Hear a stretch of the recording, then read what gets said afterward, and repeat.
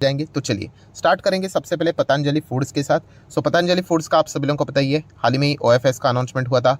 1000 रुपये का floor price भी यहाँ पे रखा जा चुका था, जो कि बहुत ही बड़ा डिस्काउंट भी हम लोग को देखने को मिला था करंट प्राइस के हिसाब से। बट उसके बाद हम लोगों ने देखा कि एक बहुत ही बड़ी अच्छी खासी तेजी भी बनते हुए देखने को मिली, मतलब सर्किट में, लोअर सर्किट में स्टॉक यहाँ पे चल रहा था एंड सडनली हम लोग को अपर सर्किट एंड स्टॉक ऊपर भागते हुए देखने को यहाँ पे मिला है। सो ऐसा क्या हो गया, तो उसके पीछे का बहुत बड़ा रीजन भी यहाँ पे सामने आ चुका है कि येस, जीक्यूजी पार्टनर ये कोई नया नाम नहीं है, आपको पता ही है कि अदानी ग्रुप में भी जो इन्वेस्टमेंट यहाँ पे किया है वो जीक्यूजी पार्टनर्स ने यहाँ पे किया था। तो उन्होंने अभी पतंजलि फूड्स में भी यहाँ पे निवेश किया लगभग 2400 करोड़ के आसपास। ऑब्वियसली ये जो निवेश उन्होंने किया है वो जो अभी हम लोग को ओएफएस देखने को मिल रहा था उसी में उन्होंने यहाँ पे पार्टिसिपेट किया है एंड इसके चलते हम लोग कह सकते हैं बहुत बड़ा माल उन्होंने यहाँ पे उठाया है। सो बहुत बड़ा नाम भी है, जिसके चलते हम लोग को स्टॉक में एक अच्छी खासी रैली भी देखने को यहाँ पे मिल रही है, क्योंकि ये जो इन्वेस्टर होते हैं वो बेसिकली लॉन्ग टर्म के लिए इन्वेस्टमेंट करते हैं। तो हम कह सकते हैं कि उनके पास ये शेयर्स बहुत लंबी अवधि तक पड़े रहेंगे। तो इसके चलते क्या हो जाता है कि यस, जो लिमिटेड क्वांटिटीज मार्केट में अवेलेबल यहाँ पे हो जाती है शेयर ट्रेड करने के लिए, क्योंकि मैक्सिमम पोर्शन तो प्रमोटर के पास ही देखने को यहाँ पे मिल जाएगा, क्योंकि इस एडजस्टमेंट के बाद प्रमोटर के पास वो 75-25 वाला रूल एप्लीकेबल होने के बाद 75 के आसपास प्रमोटर के पास होल्डिंग रहेगी एंड बड़े बड़े इन्वेस्टर जब खुद के पास शेयर्स रखेंगे, हाँ बहुत ही कम क्वांटिटी यहाँ पे रहती है बाजार में ट्रेड करने के लिए, तो लिमिटेड सप्लाई, तो स्टॉक ऊपर जाते हुए देखने को यहाँ पे मिल जाता है। नेक्स्ट हम लोग यहाँ पे बात करेंगे एल&टी इन्फोटेक माइंडट्री, इसके कल हम लोगों ने नंबर देखे थे।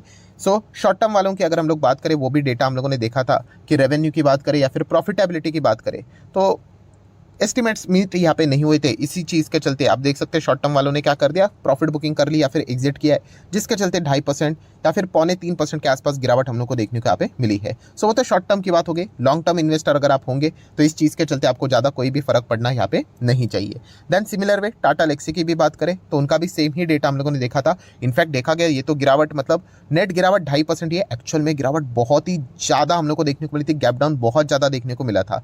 सो जो शॉर्ट टर्म वाले जो इन्होंने रिजल्ट के चलते जो लोग दाव लगाते हैं, ठीक है, तो उनको बहुत ही ज़्यादा डिसअपॉइंटमेंट देखने को मिला था, क्योंकि जैसे बाजार स्टार्ट हुआ पहले से ही मन बना के रखा था कि बड़ी बिकवाली करेंगे एंड इसके चलते देख सकते हैं उन्होंने फटाफट माल यहाँ पे बेच दिया। वो तो निचले स्तर से अच्छी खासी रिकवरी है एंड स्टॉक लगभग निचले स्तर से 2.5% नेट भागते हुए देखने को मिला, इसलिए नेट गिरावट हम लोग को केवल 2.5% के आसपास देखने को यहाँ पे मिली थी। बात करेंगे एक और कंपनी LTTS, इसके आज हम लोग को नंबर देखने को यहाँ पे मिले हैं एंड नंबर्स की अगर हम लोग बात करें तो सबसे पहले इंपॉर्टेंट चीज़ 3:30 बजने के बाद नंबर्स आए हैं, मतलब कल हम लोग को इसके नंबर्स के प्रति बाजार में रिएक्शन देखने को मिल जाएगा।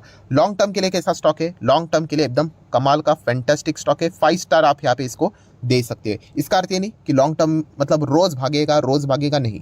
अगर आप 5-5 साल 6-6 साल होल्ड करोगे तो आपका पैसा 300-400% भी ग्रो हो सकता है। इतने काबिलियत इस कंपनी में हम लोग को देखने को यहाँ पे मिल जाती है। कोई गारंटी वाली स्कीम नहीं है, अगेन आपको पता ही है मार्केट है, होने के लिए तो कुछ भी यहाँ पे हो सकता है, बट हाँ वो उस प्रकार की कंपनी हम लोग को जरूर नजर यहाँ पे आ जाती है। सो LTTS की बात करें, लॉन्ग टर्म की बात मैंने बोल दी, आप यहाँ पे चाहो तो कंटिन्यू यहाँ पे कर सकते हैं। शॉर्ट टर्म के हिसाब से अगर हम बात करें तो जो ट्रेडर्स यहाँ पे अपना दाव लगाते हैं तो उनको क्या खुशी हुई या दुख हुआ, तो चलिए वो चेक कर लेते। तो वो क्या अंदाजा लगा रहे थे कि कितना रेवेन्यू आना चाहिए, तो रेवेन्यू के लिए वो एक्सपेक्ट कर रहे थे लगभग 2300 करोड़ के आसपास वो रेवेन्यू यहाँ पे एक्सपेक्ट कर रहे थे, ठीक है। एंड नेट प्रॉफिटेबिलिटी की बात करें तो वो एक्सपेक्ट कर रहे थे लगभग 309-310 करोड़ के आसपास year on year basis net profit यहाँ पे होना चाहिए, ये एक्सपेक्ट यहाँ पे करे थे। एवरेज एस्टिमेट्स की बात करें तो हकीकत में कितने आए, तो नेट प्रॉफिट की अगर हम लोग बात करें 311 करोड़, तो आप चेक कर सकते हो प्रॉफिट कितना है 311 करोड़, और एस्टिमेट कितना लगाया जा चुका था 309 करोड़, मतलब ऑलमोस्ट फ्लैट ही है, 2 करोड़ थोड़ा सा ऊपर, आप ऐसा भी यहाँ पे बोल सकते हैं। तो इसको तो खराब तो नहीं बोलेंगे हम लोग। चलिए और एक चीज़ चेक करना रहेगा कि रेवेन्यू की क्या बात है, तो रेवेन्यू है 2300 करोड़ के आसपास और एक्सपेक्ट कितना किया जा रहा था 2327, मतलब ज़्यादा एक्सपेक्ट किया जा रहा था, रेवेन्यू कम आया है। सो हम लोग कह सकते हैं दोस्तों कि कंपनी ने एक्सपेंस भी कम किए होंगे, इसलिए कंपनी का प्रॉफिटेबिलिटी जो अनुमान लगाया गया था उससे ऊपर आया है। सो मिलजुलाकर बात क्या बनी, बात एक ही बात बनी है कि रेवेन्यू का जो डेटा है वो एक्सपेक्ट किया गया था उससे कम है, बट प्रॉफिटेबिलिटी एक्सपेक्ट किया गया था उससे 2 करोड़ थोड़ी सी ज़्यादा देखने को यहाँ पे मिल रही है।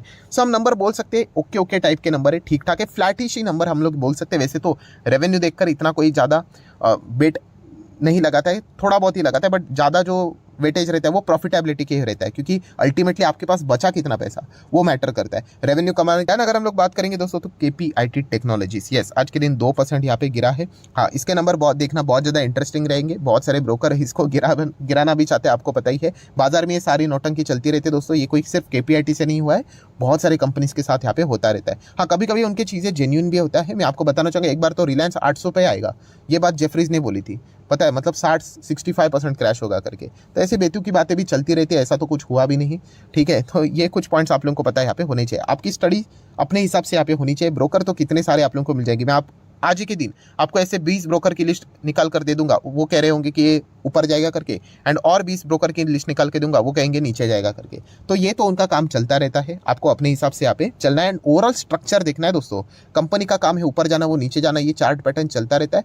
बड़ी पिक्चर दिखना है, बड़ी पिक्चर में देखा गया तो KPIT अच्छा ही काम करेगा। हाँ, बीच बीच में वो 5 चक्र के हिसाब से कंसोलिडेशन फेज भी आएगा, थोड़ा सा स्टॉक नीचे जाएगा, एक्सट्रीम नीचे जाएगा, बट अल्टीमेटली जो उसकी स्टोरी रहेगी वो हमें ऊपर जाती हुई देखने को मिलेगी। अगर आप इसका मैक्सिमम चार्ट पैटर्न ओपन करोगे तो देखिए कितना है, 800 या फिर 900% के रिटर्न है। बट क्या ऐसे ही बन गए? बिल्कुल भी नहीं। इसके बीच में बहुत सारे लोगों को बाहर निकाला। सबसे पहले तो आप देख सकते हैं 65%, 66% यहाँ पे गिरा था, ठीक है। तो यहाँ से कमज़ोर लोग निकल गए।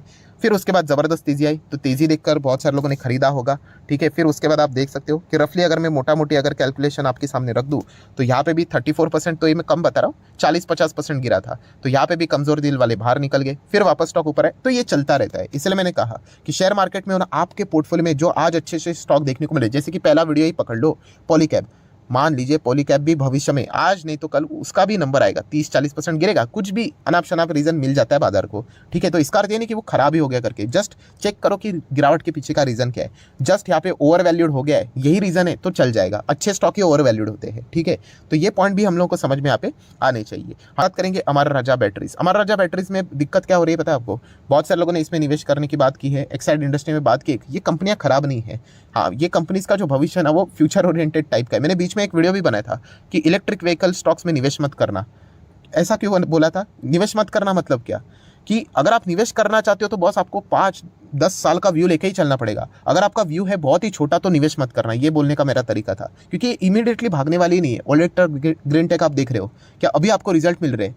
कितना 2-3 दिन ही भागा, बट इतना भागा कि सब कुछ आपका 2-3 साल का पेशेंस का रिवॉर्ड दे दिया। तो ये स्टॉक इसी प्रकार के हैं। ये इलेक्ट्रिक व्हीकल के बैटरी से रिलेटेड काम कितना करते हैं, लिथियम आयन बैटरी से रिलेटेड काम कितना करते हैं, उसके ऊपर ये सारी चीज़ें निर्भर यहाँ पे होती है, ठीक है। तो अमर राजा बैटरीज की बात करें, आज के दिन गिरा क्यों?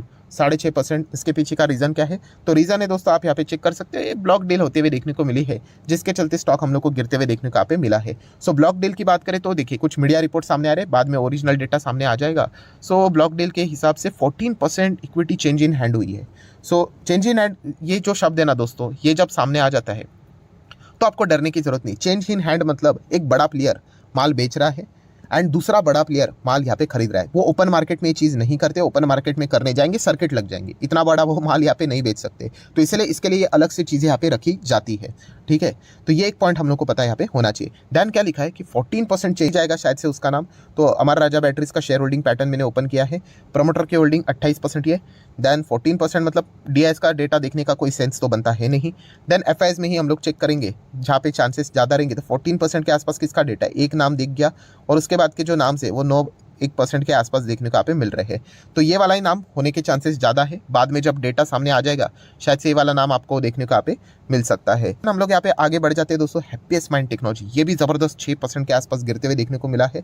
सो हैप्पीएस्ट माइंड की बात करें सबसे पहले कि यहाँ पे 8 बजे के करीब, मतलब बाजार खुलने के पहले, ठीक है, हम लोगों के पास एक डेटा सामने आ गया करके कि इन्फॉर्मेशन क्या थी कि हैप्पीएस्ट माइंड टेक्नोलॉजीज ने सक्सेसफुली कंप्लीट कर दिया है जो कैपिटल रेस करना चाहते थे 500 करोड़ QIP के थ्रू। तो वो सक्सेसफुली यहाँ पे चीज़ें सामने आती हुई देखने को मिली है।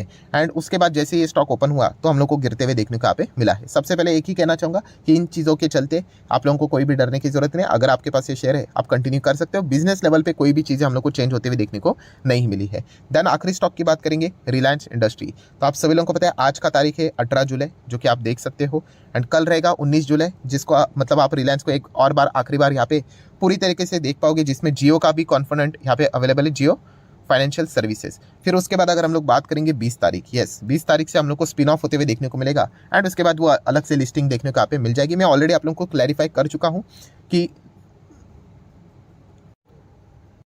इसके चलते आप लोगों को रिलायंस इंडस्ट्री का शेयर मतलब अगर आपके पास होगा तो कोई भी डरने की जरूरत नहीं, कोई पैनिक करने की यहाँ पे जरूरत नहीं। बहुत ही छोटा सा कंपोनेंट जियो फाइनेंशियल सर्विसेज रिलायंस इंडस्ट्री में कंट्रीब्यूट यहाँ पे करता था, ठीक है। तो ये एक पॉइंट भी हम लोग को पता यहाँ पे होना चाहिए एंड